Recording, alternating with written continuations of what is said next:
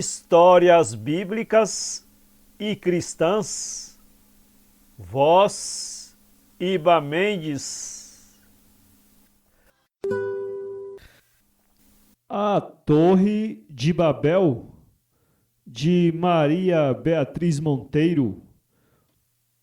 Houve uma época em que todos os homens falavam o mesmo idioma. Mas acontece que os primeiros homens e as primeiras mulheres se estabeleceram com seus filhos em um vale muito fértil, situado entre dois grandes rios. As árvores estavam carregadas de frutos e também a terra, e os rios eram muito generosos e lhes proporcionavam todos os alimentos de que precisavam. Contudo, em pouco tempo de vida no vale, as pessoas se cansaram de dormir ao ar livre ou em buracos escavados nas montanhas.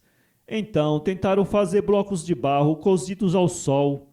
Alguns dias depois, viram que o barro havia endurecido e que os tijolos eram muito resistentes. Agora poderemos construir uma casa para cada família, comentaram muito satisfeitos. Deus observava tudo, pois queria verificar como os homens se desenvolveriam sozinhos. E, na verdade, não gostou muito do que viu. Afinal, se tinha criado aquele belíssimo vale, onde nunca fazia frio, era porque os homens não tivessem necessidade de construir casas. Pouco tempo depois, os homens começaram a fabricar tijolos em grandes quantidades, e então os que tinham mais habilidade para colocar tijolos tornaram-se pedreiros, que, muito rapidamente, se tornou uma das profissões mais solicitadas no vale. Aos poucos, cada família tinha sua casa. No começo, alinhavam-se umas de frente para as outras, formando uma só rua. Com o passar dos tempos, alguns homens estudaram dia e noite o modo como deveriam distribuir as casas pelo vale, formando ruas e praças. Esses homens, chamados de arquitetos, desenharam muitos planos e, em seguida, chamaram os pedreiros que trabalharam de sol a sol e construíram uma linda cidade. Deus deve estar satisfeito com nosso trabalho, disseram os homens. Realmente, Deus ficou contente com a cidade que os homens haviam construído. Além de casas para todas as famílias do vale, haviam construído um grande palácio no centro de um jardim, enfeitado com belas estátuas de animais. E, por último, construíram uma sólida muralha em volta da cidade, que ficava em uma planície entre os dois rios. Um dia, estando reunido o conselho dos anciãos, foram chamados os arquitetos que haviam desenhado os planos da cidade. Assim que os arquitetos chegaram, o líder do conselho dos anciões disse: contando apenas com nossas forças, construiremos uma bela cidade no vale que Deus criou para que vivêssemos. Vamos construir agora uma torre que chegue até o céu e seja uma amostra de nosso poder. Foi escolhido um lugar vazio no centro da cidade e imediatamente os arquitetos se puseram a desenhar as plantas. Vários trabalhadores cavaram rapidamente as bases sobre as quais se assentaria a torre, enquanto outros fabricavam tijolos. E mesmo antes de os tijolos estarem prontos, os pedreiros começaram a construir a base da torre com grandes blocos de pedra que muitos operários haviam arrastado sobre troncos desde a montanha até o local. Em poucos dias, os pedreiros tinham terminado de construir a base da torre. Começaram então a levantar as paredes de tijolos. Ao redor da torre foram construindo uma rampa em forma de caracol, pela qual subiam e desciam constantemente operários carregados de materiais. Naquela época, Deus estava muito ocupado colocando um pouco de ordem nos mares, nas montanhas e nos rios, porque fazia pouco tempo que havia criado o mundo. Assim, um de seus anjos lhe foi contar a intenção dos homens de construir uma torre para chegar ao céu. Agora formam um só povo e falam um só idioma, disse Deus irritado. e por isso nada do que se proponham a fazer será impossível. Mas irei castigar sua arrogância, fazendo com que falem muito idiomas diferentes. Vá até a cidade dos homens, disse Deus ao anjo, e faça em meu nome com que ninguém entenda o que o outro disser. Então o anjo foi até a cidade construída pelos homens e observou assustado que a torre havia crescido muito, pois todos os cidadãos estavam ajudando na sua construção. Disposto a começar sua missão, o anjo aproximou-se dos pedreiros. No momento em que um dos pedreiros pedia a seu companheiro um balde com água para molhar os tijolos, o anjo moveu suas asas e soltou um pó luminoso sobre os homens. Ratamim Jora, disse o pedreiro para pedir a água. Noratói? Perguntou outro pedreiro, que não havia entendido nada. Mas tampouco o primeiro conseguiu compreender a resposta de seu companheiro. O anjo deu volta e mais voltas em redor da torre, movendo suas asas o tempo todo. Logo a torre estava coberta de pó luminoso, e os trabalhadores faziam coisas tão desencontradas que o anjo não pôde evitar algumas risadas, enquanto continuava dando voltas na torre. Ao final, ninguém entendia o que os outros diziam, e foi impossível continuar a construção da torre. Nem mesmo as outras atividades da cidade puderam ser desenvolvidas normalmente. Os vendedores não conseguiam entender-se com seus clientes. Os mestres faziam perguntas a seus alunos e estes respondiam em outros idiomas. Os pais desistiam de dar ordens a seus filhos, porque estes faziam tudo ao contrário. Pouco a pouco as pessoas foram abandonando a cidade, até que um dia ela ficou vazia. E a cidade, onde os homens queriam construir uma torre que chegava ao céu, chamou-se Babel, que significa confusão, porque ali foi onde Deus quis confundir o idioma dos homens, para castigá-los por sua arrogância. Davi e Golias, de Maria Beatriz Monteiro. Certa vez existia um rei chamado Saul, que reinou sobre o povo de Israel. Durante os primeiros anos de seu reinado, foi muito amado por seu povo, mas os anos se passaram e o povo israelita viu com tristeza que seu rei se tornava caprichoso e injusto. E apesar de Samuel, um dos seus sacerdotes, preveni-lo de que seu mau procedimento estava provocando a ira de Deus, o rei Saul nem ligava para suas advertências. Um dia Deus apareceu e disse a Samuel: Sei que Saul não é um bom rei, você não deve se preocupar mais com ele. Vá à casa do ancião Jessé e diga que quer ver todos os seus filhos. Você reconhecerá entre eles o que eu escolhi para ser o rei de Israel. Samuel encaminhou-se para a aldeia de Belém, onde vivia o ancião Jessé. Disse-lhe que desejava ver todos os seus filhos, porque um deles seria um rei. Acompanhado pelo pai, o sacerdote Samuel foi à videira para conhecer o filho mais velho. Mas quando Samuel viu o menino, disse: Não é esse o eleito. Apesar de ser o mais velho de seus filhos, nem por isso reúne mais virtudes para ser o rei de nosso povo. O ancião mandou então o criado buscar um segundo filho. Também não é o escolhido, disse o sacerdote quando viu o menino. O pai, surpreendido, mandou chamar 7 de seus filhos. Contudo, Samuel rejeitou todos. Não há mais meninos em sua família? Perguntou. Falta o menor que está cuidando do rebanho, respondeu o ancião. Mande-o chamar, disse-lhe Samuel, porque devo ver todos os seus filhos.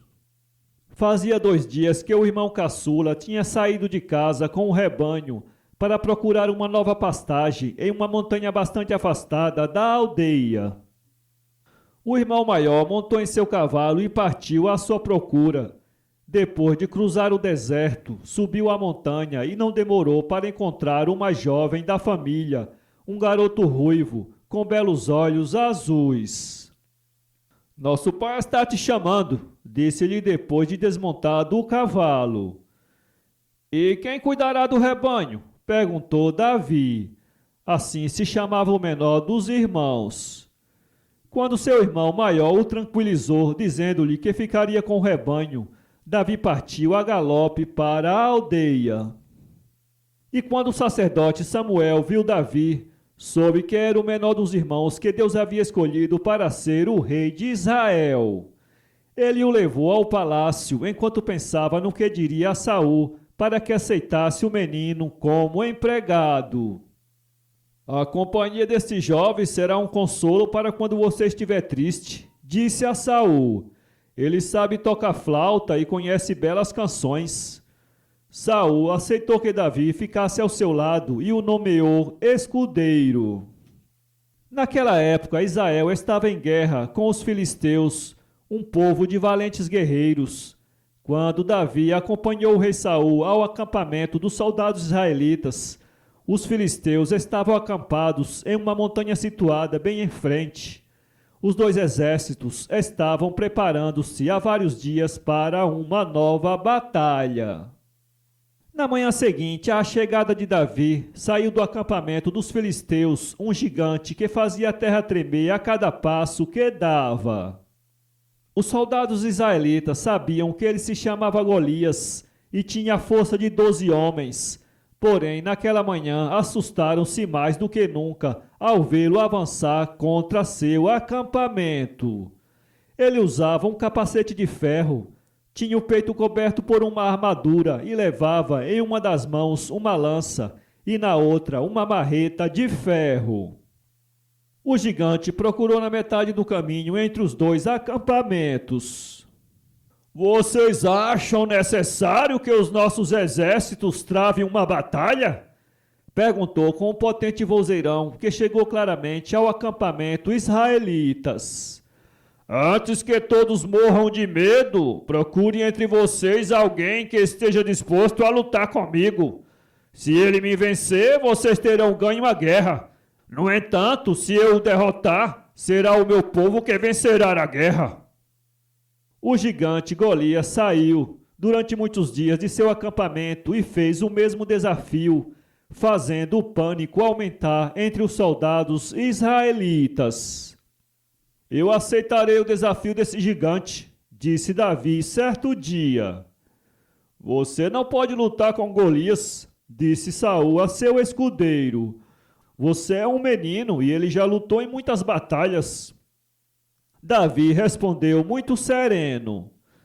Quando eu era pastor e o lobo levava uma das ovelhas de meu rebanho, eu saía atrás dele e, se fosse preciso, a arrancava do meio de seus dentes.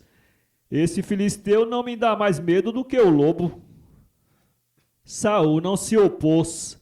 Ordenou que colocassem um capacete de ferro no menino e que cobrissem seu peito com uma armadura. Logo ele empunhou sua própria espada. Todavia, quando Davi tentou andar, não conseguiu dar um passo. Ele soltou então a armadura e o capacete e devolveu a espada a Saul. Tomou seu cajado em uma das mãos, meteu uma pedra que havia recolhido do chão na sacola, levou uma atiradeira de pedras na outra mão e partiu ao encontro do gigante. Golias deu gargalhadas quando viu que era um menino que saía do acampamento israelita. Seu rei está com tanta falta de soldados a ponto de enviar um pastor para lutar comigo? Perguntou rindo. Você desafiou meu povo armado com uma lança e uma marreta. Para responder ao seu desafio, bastam minhas mãos e a tiradeira de pedras, respondeu Davi. A gargalhada do gigante converteu-se em um rugido de raiva. Empunhando a marreta, tentou um golpe na direção do garoto. Mas Davi tirou a pedra que havia recolhido e a colocou na atiradeira. Levantou o braço e fez a atiradeira girar cada vez mais depressa, até que, com um impulso, lançou a pedra com todas suas forças. Sua pontaria foi tão boa que, apesar da distância, acertou bem no meio do rosto de Golias. Os filisteus fugiram ao ver que o mais forte de seus soldados havia sido vencido por uma simples atiradeira de pedras. E quando os soldados israelitas regressaram à cidade, as mulheres e as crianças encheram as ruas para ver Davi passar, aclamado por todos. A partir daquele dia, Saul, dominado pela inveja, enviou Davi às guerras mais perigosas. Porém, a cada combate, o carinho do povo por Davi aumentava e Saul ficava mais esquecido. E com o passar do tempo, Davi, o pastor, tornou-se rei de Israel. Sansão e Dalila, de Maria Beatriz Monteiro. Há muitos anos, os israelitas, um antigo povo de pastores, viveram sob a dominação dos filisteus, que possuíam um exército numeroso e bem armado. A ocupação de seus povoados e cidades durava tantos anos que eles acabaram por aceitar a situação, apesar de não perderem a esperança de se libertar algum dia do exército invasor. Entre os israelitas havia um homem chamado Sansão, cuja força era tão grande que ele era capaz de levantar uma vaca em cada braço. Como Sansão era muito forte, os israelitas não perdiam a oportunidade de provocar os soldados filisteus, dizendo-lhes: nenhum de vocês é capaz de enfrentar Sansão. Fartos das provocações, os soldados filisteus procuraram entre eles um homem que fosse capaz de enfrentar Sansão. Eu o farei, ofereceu-se um soldado.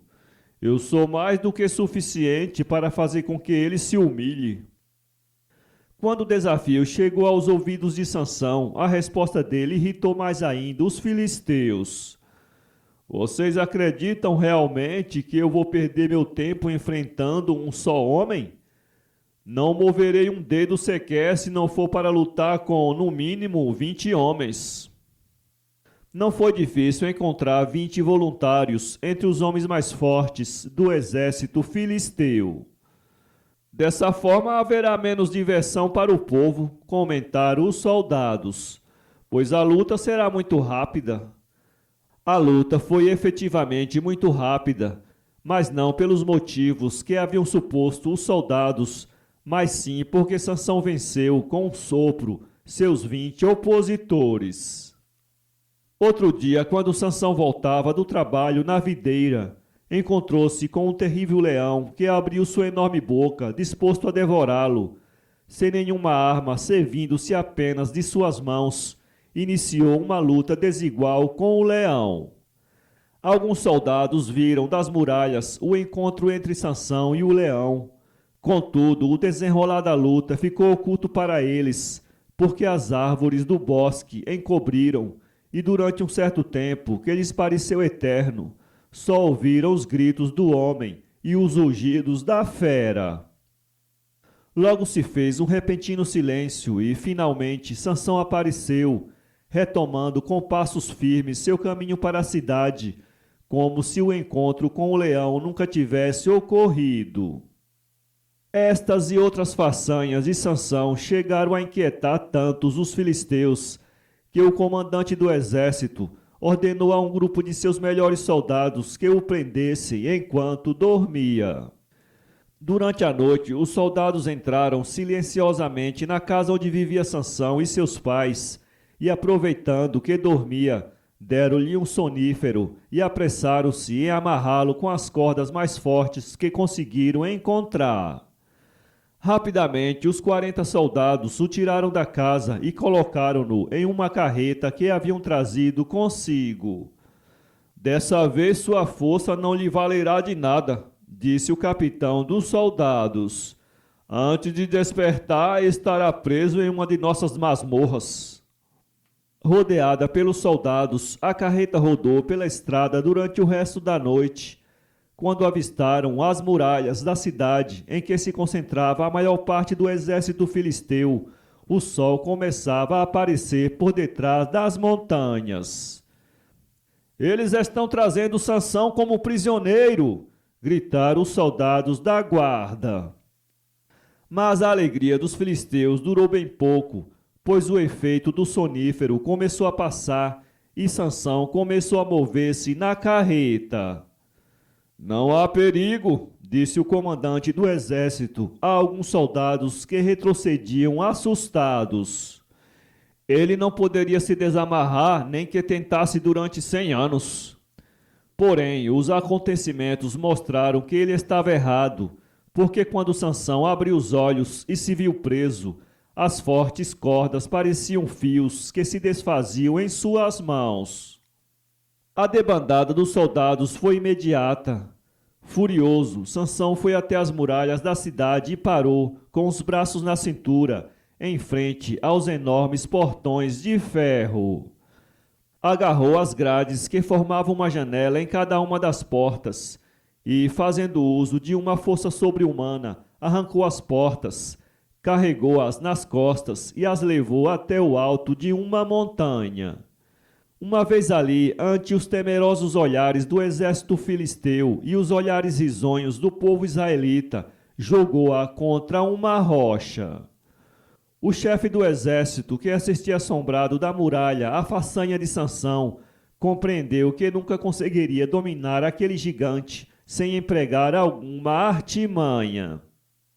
Com o passar do tempo, Sansão apaixonou-se por uma formosa mulher chamada Dalila, a quem via passar todos os dias acompanhada de 2 criadas. Sansão não demorou para confessar-lhe seu amor e em poucos dias a visitava diariamente no palácio, pois a bela mulher confessou-lhe, por sua vez, estar atraída por sua altivez. Entretanto, Dalila não era uma boa mulher e nem gostava de Sansão. Assim, quando o comandante dos filisteus soube que Sansão estava apaixonado por ela, achou que sua hora havia chegado. Sabendo que ela era uma mulher ambiciosa, enviou um de seus capitães ao palácio de Dalila. Investigue e intere-se de onde vem esta força tão grande, disse o capitão a Dalila, para que possamos prendê-lo e então lhe cobriremos de ouro. Naquela mesma tarde, quando Sansão foi visitá-la, ela lhe disse: Você me faria feliz se me dissesse de onde vem tanta força, pois não é bom que exista um segredo entre namorados. Se me amarrassem com 7 cordas novas, respondeu Sansão, seria como um homem qualquer. Naquela noite, Dalila amarrou Sansão enquanto ele dormia. Quis então testá-lo e gritou: Os filisteus estão aqui! Sansão despertou e rompeu as cordas. Vejo que seu amor por mim não é tão forte como eu pensava, queixou-se Dalila. Se me amarrarem com 7 argolas de ferro, disse então Sansão, sei que seria como um homem qualquer. Dalila o acorrentou, e quando ele dormiu, os filisteus estão aqui! Gritou novamente. Porém Sansão acordou e rompeu as argolas de ferro como se rasgasse papel. Dalila disse de repente: Como você pode dizer que me ama se me enganou 2 vezes? Sansão quis colocá-la à prova, acreditou então que a curiosidade de sua amada não ocultava outra intenção, senão o desejo de que não houvesse nenhum segredo entre eles, e abriu seu coração. O barbeiro jamais passou navalha em meus cabelos. Se me cortasse o cabelo, perderia toda a minha força e seria como um homem qualquer. Ela soube que Sansão estava falando a verdade dessa vez, e quando ele dormiu, ordenou a um dos criados que lhe cortasse o cabelo. E mais tarde, enquanto Sansão dormia, ela enviou um recado aos filisteus, dizendo que havia conseguido descobrir o segredo de sua força. Quando a manhã começava a despontar pelas janelas de seu palácio, Dalila despertou Sansão, gritando: Os filisteus estão aqui! No entanto, dessa vez os filisteus estavam mesmo no palácio, e quando viram que Sansão se levantava, avançaram sobre ele. Este, ignorando a perda dos cabelos, confiou que, como sempre, se livraria facilmente deles, mas percebendo uma desconhecida fraqueza, colocou as mãos na cabeça e, ao sentir falta de seus enormes cabelos, compreendeu que, com eles, toda a sua força tinha ido embora. Para os filisteus foi então muito fácil vencê-lo e dominá-lo. Acompanhado por um grande número de soldados que logo o levaram ao palácio, onde residia o comandante do exército, ele foi preso em uma masmorra fria e escura, acorrentado aos sólidos muros com uma corrente de ferro.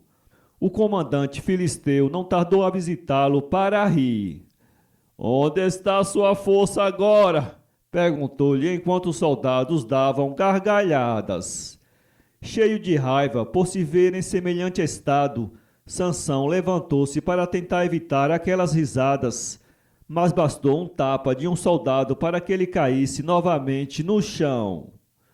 Durante os dias seguintes, Sansão foi submetido a torturas inimagináveis, até que, por último, os soldados o deixaram cego. Algum tempo depois, vendo que se aproximava o dia de sua festa, o comandante do exército filisteu disse a seus capitães: "Nessa ocasião vamos ter muita diversão, acabando com as provocações que os israelitas nos têm feito à custa de Sansão." "O que você está planejando?" perguntou um dos capitães. "Apenas uma inocente diversão para nossos soldados, na qual Sansão será a parte principal do espetáculo." Na manhã do dia em que os filisteus celebrariam sua festa, vários soldados desceram até a escura masmorra onde se encontrava Sansão e, a pontapés e golpes, levaram-no até a grande praça em frente ao palácio. Entretanto, passou despercebido aos soldados o pequeno detalhe de que o cabelo de Sansão estava começando a crescer. A multidão, entre a qual estavam muitos israelitas, gritou de júbilo ao ver Sansão aparecer. Este disse em voz baixa aos soldados que o levavam: "Coloque-me de forma que possa tocar as colunas que sustentam o terraço do palácio." No terraço estava o chefe dos filisteus, rodeado por seus capitães e por muitos homens e mulheres do povo, a quem ele havia convidado para assistir ao espetáculo.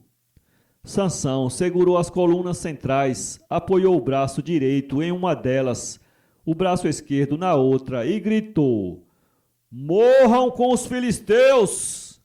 Em seguida empurrou as colunas com toda a sua força e o palácio caiu sobre os filisteus. Dessa forma, Sansão colocou sua força a serviço de seu povo pela última vez. A lenda de Caim e Abel.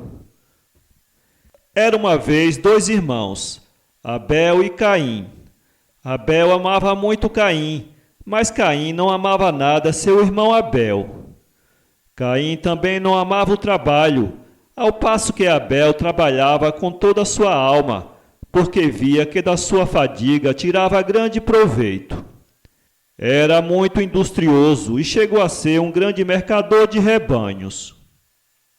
Então Caim, excitado pelo ciúme, desejou ser também, por sua vez, um rico mercador.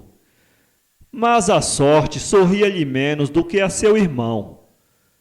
E, contudo, Caim era um belo homem. Mas a inveja e a miséria inspiraram-lhe com o ódio um desejo terrível de vingança contra Abel.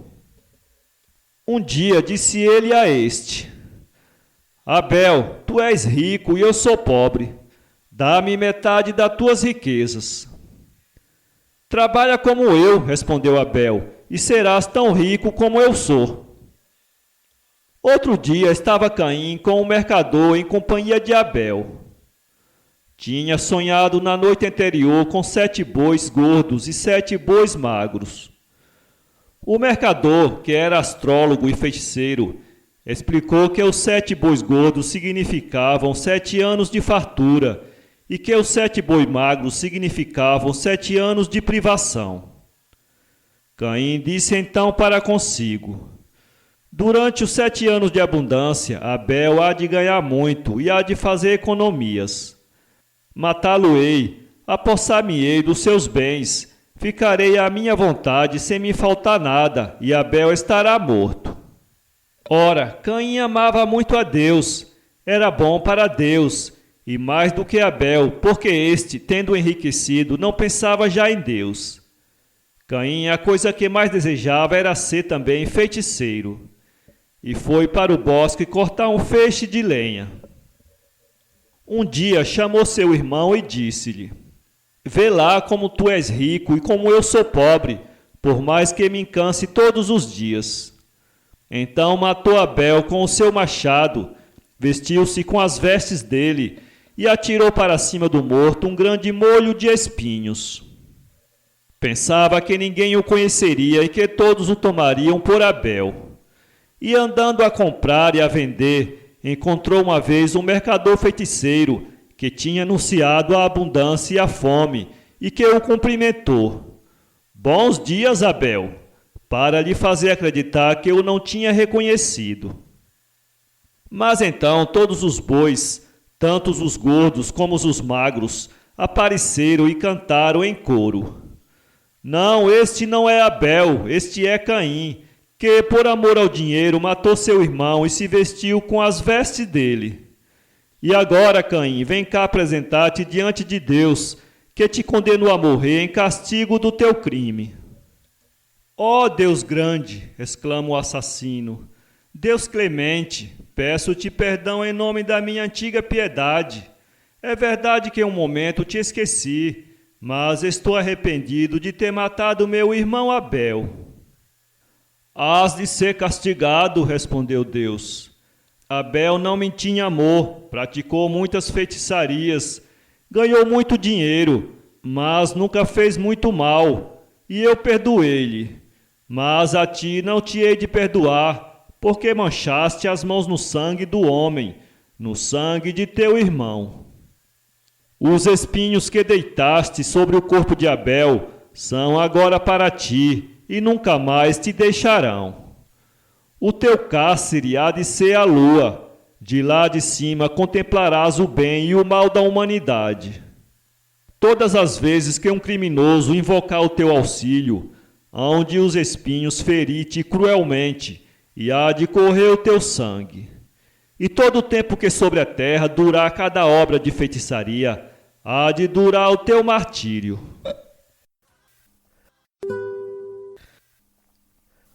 Os Três Irmãos de Saul Martins.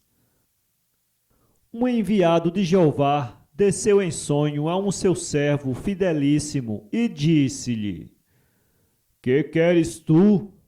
E o pobre homem respondeu: Seja feita a vontade do Senhor ao seu humilde servo. Dá-me 3 filhos varões, pois minha mulher é estéril e me enche de amargura a mim. E retirando-se, disse-lhe o anjo: Seja feita a vontade do meu senhor, pois ele te ouviu a ti, e tua esposa conceberá a semente do teu desejo. E a mulher pariu 3 filhos, possuídos de condãos distintos. Salomão chamava-se o mais velho, Absalão o segundo, e o do meio Sansão. Tinha Salomão o poder da ciência das coisas, era o mais sábio dos homens. Absalão ganhara formosura, o mais belo jovem de Israel. Possuía incomensurável força, Sansão, o mais forte varão da terra. Nem o marruá bravio resistia aos seus férreos punhos. Era tão sábio o primeiro que certa vez pretendeu recompor-se feito em pedaços. Com este fim deu ordens a seus escravos que o espostejassem e em seguida fechassem todas as suas postas numa urna, recomendando-lhes que só abrissem esta, fim do prazo que determinou. Os servos obedeceram, mas de alguns segundos abreviaram a abertura da urna, precisamente quando o grande sábio punha no lugar o coração. E assim morreu. Vivia às escondidas Absalão ou às carreiras, quando as contingências o obrigassem a largar os desvãos de voluntário recolhimento e mostrar-se, pois as mulheres que lhe levassem os olhos por ele se apaixonavam loucamente. Certa vez ele se encapuçou e dirigiu-se à igreja para rezar. Aconteceu, porém, que não tardaram a descobrir o belo mancebo, que morreu de abraços e safanões. Era tão forte o terceiro que sozinho lutava contra um exército e o vencia em 2 tempos. Em razão disto, ganhou milhares de inimigos que lhe não davam folga, mas que o não venciam. Concertaram então descobrir a razão de tamanha força, para cujo fim contratarem uma mulher a seduzir Sansão e descobrir-lhe o segredo. Após ganhar sua confiança, a mulher indagou a ele se um meio havia de o enfraquecer, ao que lhe respondeu Sansão afirmativamente, explicando-lhe que bastava atar-lhe os punhos com folhas de cebola.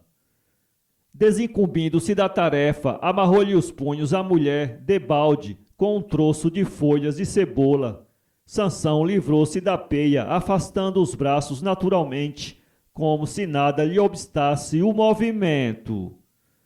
Insistindo a mulher em conhecer a arcana força, disse-lhe Sansão que se raspassem a cabeça o tornariam igual aos outros. E assim o fez a mulher, aproveitando o sono do gigante, tosquiou inutilmente, pois Sansão permaneceu forte e a cada experiência malograda ria por ter enganado a ela. No entanto, não se deu por vencida a mulher, queixou-se muito e pediu e suplicou, e lágrimas verteu, e afinal ouviu. Sim, disse-lhe Sansão, minha força reside nos 3 fios de cabelo que possuo no umbigo, tão compridos que os amarro entre si após 3 voltas na cintura. E ao outro dia acordou Sansão a pontas de lanças, rodeado pela farândula de ódio e perseguição. Despido dos 3 longos fios de cabelo, facilmente o anovelaram de cordas, como o conduziram à masmorra. E dias se passavam, Sansão entregue a trabalhos forçados, seus inimigos discutindo o meio de vingança, o suplício que mais acalorasse a geleira de suas almas. Enquanto se sucediam as sinagogas dos ímpios, entorpecidos de maldade, do umbigo de Sansão se distanciavam as pontas de cabelo. E passaram meses. Um dia sentiu o gigante renascer-lhe a força. Parte as algemas e ruma para a igreja, onde milhares de pagãos deliberavam sobre sua vida.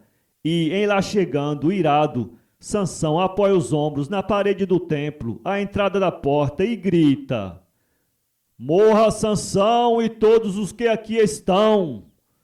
Disse e agiu, firmou os pés no solo e derrubou o corpo, e forçou a pilastra. As paredes se fenderam, estalaram as vigas, e ruiu o edifício com estrondo horríssono. E morreram todos. A lenda da cruz. Adão, o patriarca da humanidade, havia chegado à idade de 930 anos, extenuado pelas enfermidades e pelos trabalhos. A maldição divina pesava sobre sua fronte, e o primeiro homem que viveu no mundo ia ser vítima da morte. Estendido no leito de dor, chamou seu filho Sete, e assim lhe falou: Filho meu, vou morrer. A morte fruto do meu pecado me ameaça com seu tremendo golpe.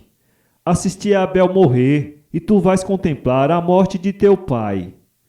Sete começou a chorar. Meu pai, exclamou ele, não morrerás. Irei buscar por todo o mundo o remédio que te deve sarar, e se for preciso, entrarei no Éden, cujas maravilhas tantas vezes me haveis descrito, e arrancarei da misteriosa árvore o fruto da vida. Te enganas, meu filho, a porta do palácio está guardada por um querubim com espada flamejante, e nenhum mortal pode atravessá-la. Eu vencerei com minhas lágrimas essa guarda, respondeu Sete. Adeus, meu pai, que vossa bênção me acompanhe. Adão abençoou Sete e sentiu que o sangue se gelava em seu coração. Sete correu o mundo buscando a árvore da vida, até que, por fim, ao quebrado da fadiga, chegou à porta do paraíso. O querubim o deteve, brandiu sua espada e lhe disse: Para trás! O pé do homem não profanará jamais esse recinto. Tenha piedade de mim, lhe disse o viajante. Sou filho de Adão, o desgraçado Sete. Meu pai está doente e vai morrer, e venho buscar um remédio contra a morte. Volte, respondeu o querubim. É demasiado tarde para buscares remédios. Teu pai está morto. Entretanto, vou te fazer um favor. Dar-te-ei um ramo de árvore da vida. Planta-a sobre a sepultura de teu pai, e até no solo da terra conhecerá Adão as virtudes desta árvore, e sentirá seus suaves consolos. Sete aceitou o ramo, voltou para a casa de seu pai, e sabendo de sua morte, procurou onde tinha sido enterrado, e aí plantou o galho que lhe deu o querubim. Aquele ramo criou raízes ao sol vivificante e alimentado pelo corpo do primeiro homem. No fim de algum tempo, tinha se transformado em frondosa árvore, e sua densa copa excedia as demais. O orvalho do céu refresca durante as noites suas folhas sempre verdes. Os pássaros buscavam em sua sombra abrigo contra as tempestades, e em torno de seu trono estendia seu formoso tapete de relva, marchetado de variadas flores. As abelhas zumbiam, sugando-lhes o mel, as borboletas enfeitavam o espaço em torno, e os canoros pássaros entoavam cânticos pousados em seus ramos. À medida, porém, que se desenvolvia a árvore, os homens tornavam-se piores, chegando a desprezar aquela que os abrigava do sol e encantava-lhes a vista. Quando a iniquidade chegou ao auge, Deus inundou a terra com um dilúvio, e os homens pereceram, bem como os animais, em suas águas. A árvore permaneceu imóvel, e no tempo que as águas começaram a baixar, a pomba mensageira de Noé levou à arca um dos seus viçosos ramos. Mais tarde, Moisés cortou dela a milagrosa vara que fazia brotar fontes dos penhascos e abrandava os duros corações. O homem era incorrigível e, não contente em ter desprezado a árvore, muitas vezes secular, aplicou o machado em seu enorme tronco e derrubou o gigante dos bosques. Com o intento de vendê-lo, os sacrílegos lenhadores o arrastaram pelos caminhos. Mas, não encontrando comprador, o deitaram sobre uma ribeira, onde ficou servindo de ponte. Durante muitos séculos, ninguém lembrou-se de saber de onde procedia esse madeiro, mas todos os que passavam sentiam uma nuvem de tristeza invadir seus corações e fugir o riso de seus lábios.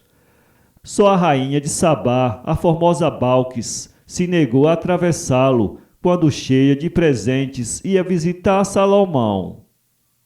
Ao contemplar aquele imenso madeiro, seu espírito recolheu-se em profunda meditação e uma visão dolorosa lhe sobreveio.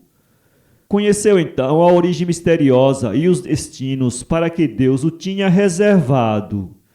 De joelhos lhe rendeu fervente adoração, procurando depois outro lugar para passar, ainda que por dentro da água, de preferência a pisar no sagrado tronco. Anunciou a Salomão que a salvação do mundo dependeria daquele madeiro, e Salomão, movido por suas palavras, quis fazer dele a melhor coluna de seu templo. Jamais os carpinteiros fenícios puderam realizar os intentos do opulento rei, até que, convencidos de sua impotência, de novo o mandou colocar sobre a torrente. Caiu Salomão em idolatria, e Deus, para anunciar sua cólera, fez desencadear sobre Jerusalém terrível tempestade. Os rios transbordaram, as campinas se converteram em lagos, e o tronco, arrastado pelas águas, ficou oculto pela terra da enxurrada.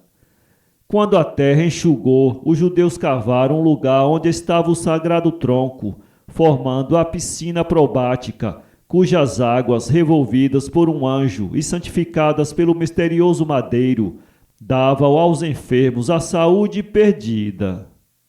A tradição havia conservado a história daquela ponte, e quando nos eternos juízos chegou a plenitude dos tempos, na noite memorável em que as trevas ocultaram o rosto agonizante de Jesus, seus inimigos lembraram-se daquele tronco e pensaram que, saturado como estava das iniquidades dos homens e endurecido pelos séculos, poderia servir para a mais pesada das cruzes. Foram buscá-lo, fizeram dele a cruz e a colocaram sobre os ombros ensanguentados de Jesus. Quando chegou o fatal cortejo ao cume do Calvário, o pé daquela cruz foi profundamente fincado na terra, precisamente no lugar onde uma mão misteriosa havia aberto a sepultura de Adão, e o crânio do primeiro homem recebeu as primícias do sangue com que Jesus levava os pecados do mundo.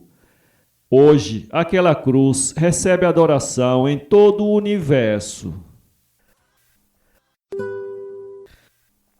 História do Jesus mendigo. Eram dois homens que viviam naquela cidade, um pobre e outro rico, mas ambos muito religiosos e tementes a Deus. Ora, Jesus, querendo experimentar qual deles o amava verdadeiramente, com maior veneração, anunciou-lhes que em certo dia iria jantar em companhia de cada um. O homem rico mandou preparar mesas lautas, acepipes delicados e abundantes, frutas cheirosas e raras, e as festas começaram a ser participadas com uma solenidade de espantar. O pobre, que apenas possuía uma galinha, mandou matá-la e assá-la no espeto. Preparou modestamente a sua mesa e esperou Cristo. À tarde, apresentou-se um mendigo à porta do homem rico, pedindo esmola, e o dono da casa despediu-o brutalmente, dizendo: Espero nosso Senhor Jesus Cristo para jantar comigo, e não quero desmanchar a minha mesa. O mendigo voltou ainda segunda e terceira vez, com outros trajes e feições, e foi sempre despedido do mesmo modo grosseiro e mau. Então apareceu ele à porta do homem pobre, bateu e pediu uma esmolinha pelo amor de Deus, que estava a morrer de fome.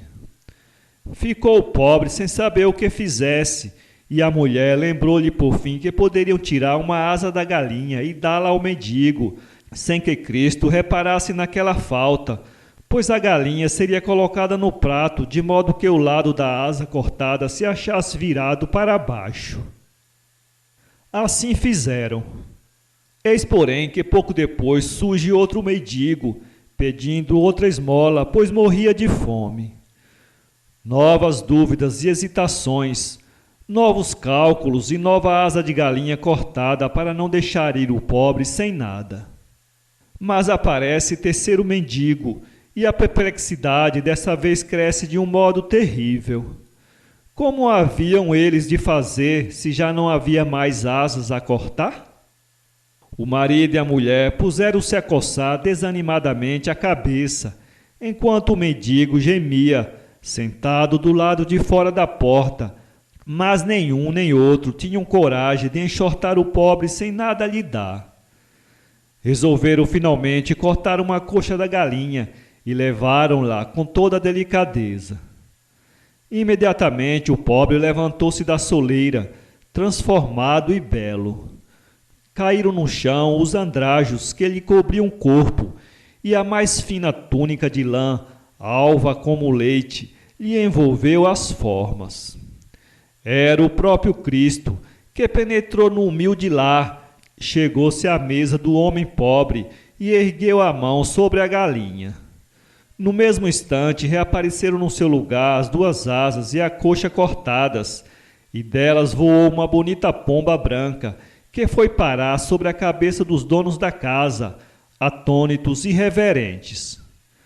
Então Jesus lhes disse: Cumpristes a minha lei, que ordena a caridade para com os pobres, e por isso sereis felizes na terra e no céu, como quer a minha vontade. Assim sucedeu. Eles foram venturosos em vida, e Deus os levou depois da morte para o paraíso dos justos e caridosos. O que não aconteceu, desnecessário é dizê-lo, ao homem rico. Lenda messiânica de Virgínia Figueiredo. Em tempos que se foram, perdidos no passado, havia em Nazaré um lar afortunado. O pai, um velho artista, e a esposa dedicada, cercados por carinhos da prole abençoada. Ali jamais faltara o pão de cada dia, e também não faltavam as horas de alegria. Era assim um viver tranquilo, sem mudança, como a superfície dos lagos em bonança. Cobriu, porém, um dia a dor com negro manto, aquele lá feliz, e como por encanto, os sorrisos cessaram e a lágrima sentida misturou-se aos gemidos, à queixa dolorida. É que o velho enfermara e a morte traiçoeira já se achava implacável à sua cabeceira. E do enfermo ia a vida aos poucos declinando, como se fora a luz de um círio se apagando. Pesava-lhe deixar os filhos na orfandade, a fiel companheira em mágoa e soledade. Porém, o mó desgosto, a pena mais dorida, era ver-se obrigado a abandonar a vida, sem se terem cumprido aquelas profecias que há muito anunciavam a vinda do Messias. E a José, seu vizinho e também carpinteiro, falava muita vez do pesar derradeiro. O sol ia no ocaso, a noite lentamente descia sobre a terra. Jesus, adolescente, sereno se aproxima daquele que morria e lhe enxuga amoroso o suor da agonia. Aquelas mãos divinas, tocando o agonizante, o fazem estremecer e abrir no mesmo instante os olhos que a surpresa, o gozo, a felicidade dilatam num supremo esforço de vontade. Seus lábios se descerram, tremendo, as mãos estende e diz no murmurar que só Jesus entende: Meu Deus, meu Salvador. E as pálpebras cansadas se abaixam novamente, inertes e geladas.